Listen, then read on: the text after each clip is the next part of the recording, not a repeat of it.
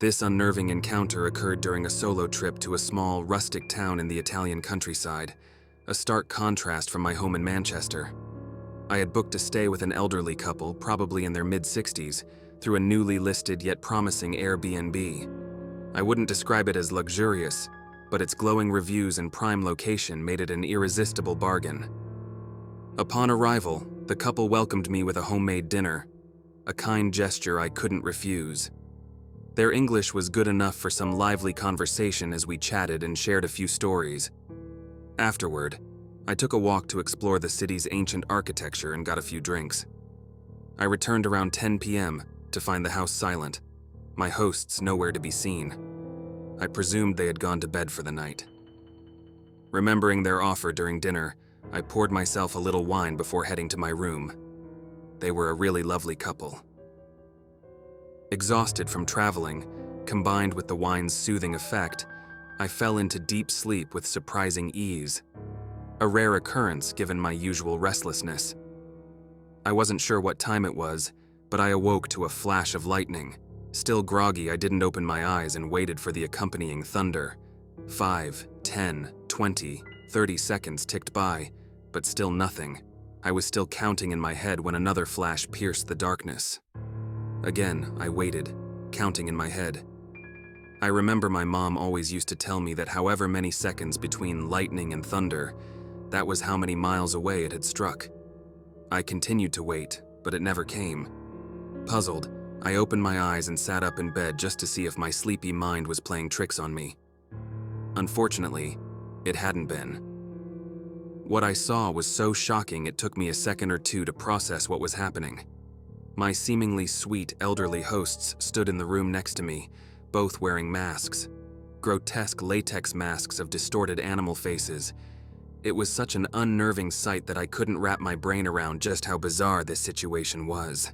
I was still in that confused, just out of sleep state. The room was eerily silent except for the faint click of the woman's camera. The flashes had been from the camera the woman was holding. She had been taking pictures of me while I slept.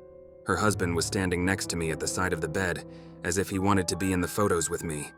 Now that I was fully awake, they both froze like a pair of mannequins. "What the hell is this?" I managed to blurt out. I was more confused than scared at this point. "You're dreaming," said the husband, his voice muffled behind the latex mask. He then started moving slowly backward away from the bed and towards the door where his wife stood. "Go back to sleep," I remember him saying. It wasn't until then that I noticed the hammer he gripped in his hand. The seriousness of the situation fully dawned on me. They left the room, and I quickly gathered all my stuff and threw it in my bag as quickly as possible. My heart raced as I made my way to the front door, glancing around like crazy in case these old folks tried to ambush me with the hammer, or something worse. Outside, the cool Italian night air hit me, but I didn't stop running until I reached a safe distance. I reported the incident to the local police. The police went to the house, but the couple denied everything and apparently deleted all of the pictures. Still, without physical evidence, they seemed to think I'd made the whole thing up. Me, being a foreigner, and the couple, being locals, wasn't helping at all. My complaints to Airbnb were largely ignored, though the old couple removed their listing from the site. I'm still trying to figure out what all of that was about. Some cult-like stuff? A messed up fetish? Whatever the case, I'll never complain about being a light sleeper again. I still check Airbnb regularly just to make sure they don't use it to lure anyone else in. I doubt this was the first time they'd tried something like this. I can only imagine what had happened to their other guests that came before me.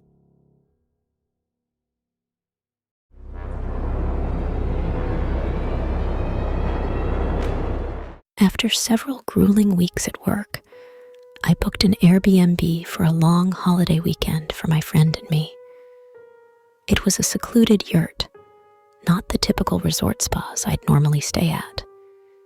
But it looked fun and would be an adventure for both of us. The yurt was located on a winding dirt road outside Sedona, Arizona, about a 10-minute drive from town. The directions were less of an address and more of a cryptic treasure map, like turn right at the big jutting rock, continue for 1 mile, left at the fork kind of thing. The first night was great. We hung out, drinking, smoking, and enjoying the solitude of the desert. We explored the town the next day, had lunch, and then returned to our yurt to hang out. I didn't see any neighbors, only homes in the far distance. On the second night, it was still pretty hot, so I slept naked. From one of those far-off homes, we heard what sounded like a party early in the night.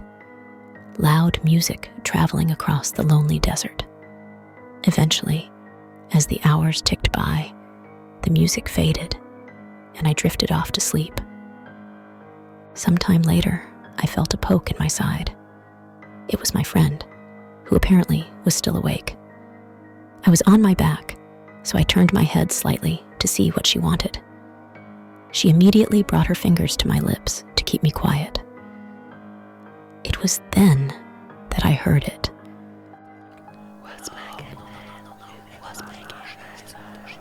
What sounded like two men's voices speaking to each other in hushed tones. I couldn't tell whether they were 10 yards away or 100. But as these men approached, their footsteps sounded like a herd of cattle coming right at us. They seemed to be getting closer and closer until one started shushing the other, and they began talking in whispers. It was too soft for me to understand what they were saying. Suddenly, they stopped talking and walked directly up to our yurt, shining a flashlight at the walls, casting eerie shadows that flickered with each step. Then, they turned their flashlights off. I was now fully awake, but frozen, because I had no idea what was happening.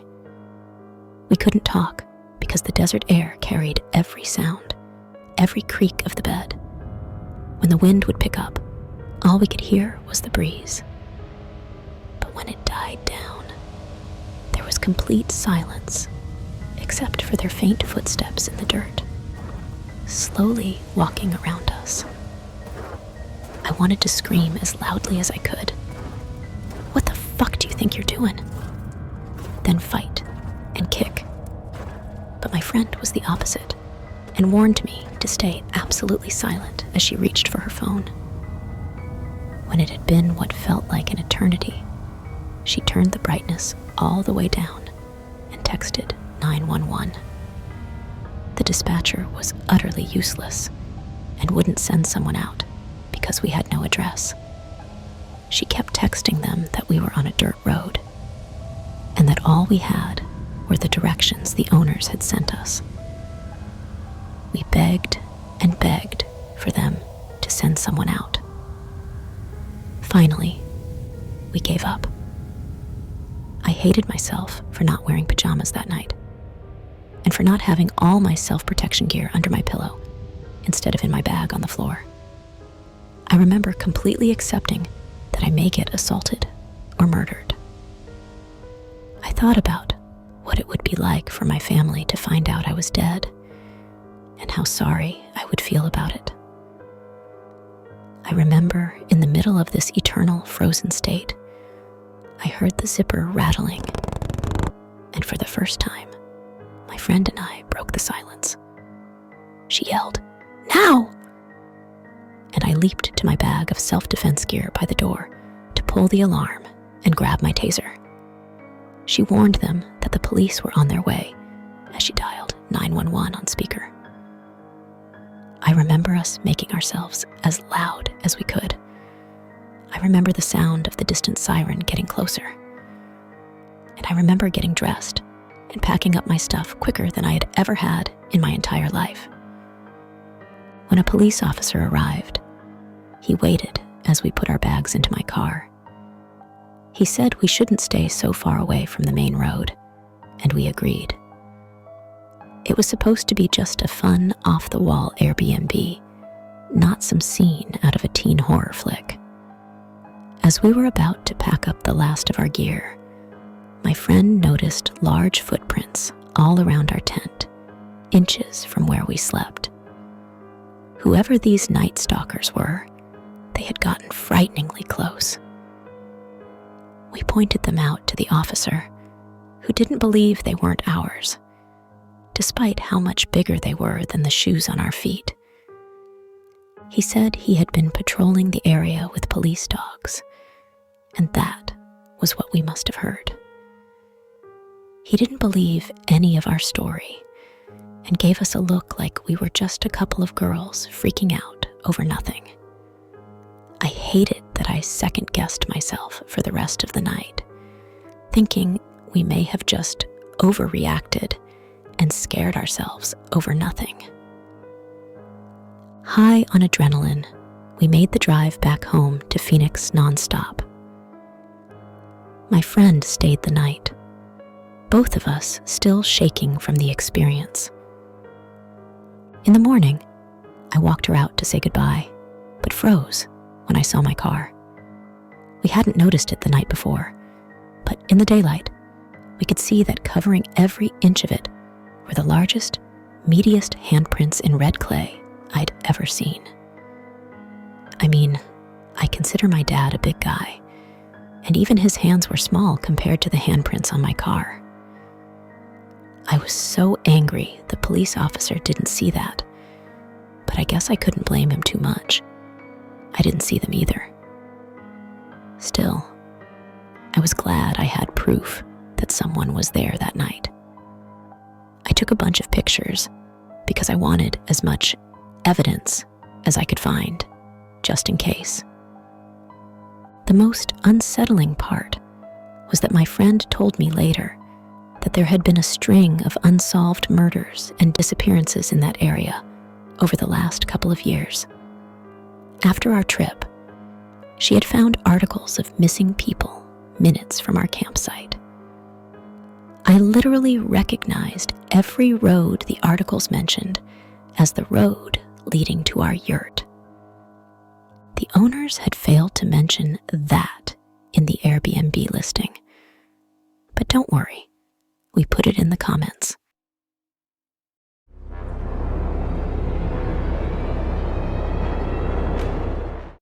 Last winter, I took a trip with my wife to Taos, New Mexico, for an art exhibit in which I had several paintings on display. My wife is also an avid skier, so she talked me into adding skiing to the trip.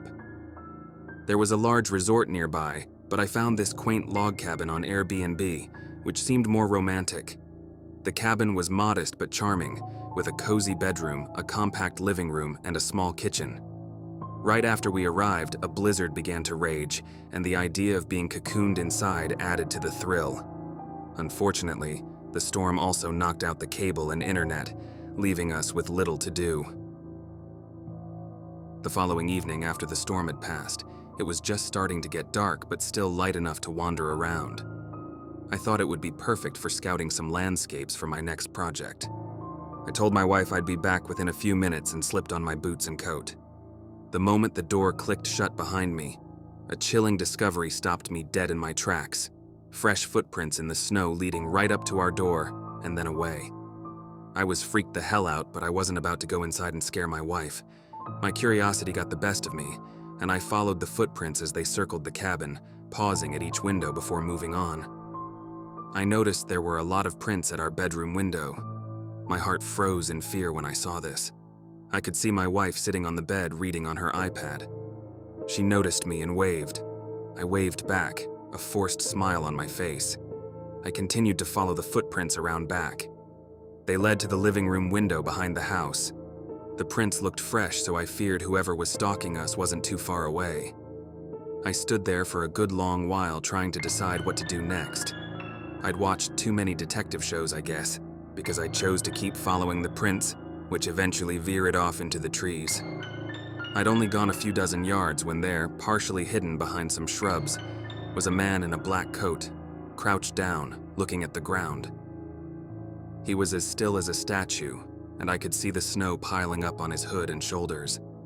I stood there frozen, trying not to make a sound. Normally, I would have called out asking if he needed any help or anything, but this wasn't normal. The way he was slouched down, not doing anything, seemed really weird and unsettling. I slowly backed up, not taking my eyes off this man. When I felt like I was far enough away, I turned around and bolted for the cabin door. My wife immediately ran out of the bedroom to see what was wrong. She must have sensed my fear as I could see the worry in her eyes. She knew I had seen something, and after a few minutes of badgering me, I finally told her what it was. She immediately started packing her things, telling me we were leaving right away. I told her no, we're not going anywhere. I wouldn't get a refund for leaving early, and I wasn't about to up and leave just because some weirdo was walking around outside. She made a point of locking both locks on the door and making sure all the windows were sealed shut. For the rest of the night, we read stuff on our iPads. We turned out the lights early as there wasn't much else to do. What if he's still out there? I remember my wife asking me. If he is, he's going to freeze to death, I told her. While I tried to sound brave and reassuring, doubts continued to gnaw at me. As I laid there listening to the wind blowing outside, sleep slowly beginning to overtake me, I was jolted by the unmistakable knock on our bedroom window. I quickly grabbed my wife and basically pushed her out of the bedroom and into the living room. I didn't turn on any lights as I used my phone's flashlight to look for something to use as a weapon. I found nothing that would work. Our only option was to run before something might happen. I told my wife we'd have to forget our luggage and make a dash for the Jeep. We slipped on our boots and coats in the dark in a matter of seconds, and when we heard a knock at the living room window, we took the opportunity to run for it. We jumped inside my Jeep, which fortunately started right up, and I threw it in gear. As I made this little three-point turn to head down the short driveway, my headlights revealed the man. He'd circled around to the front of the house and was running towards us. My wife yelled as I straightened the car up and roared down the driveway.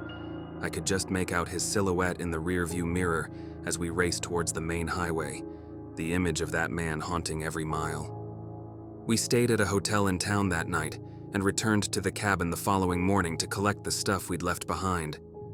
The cabin was empty, and all our belongings were gone. Whoever that man was, he now had our iPads and all our personal information. I'm just hoping he won't be able to unlock the devices. Thanks for watching, and please subscribe.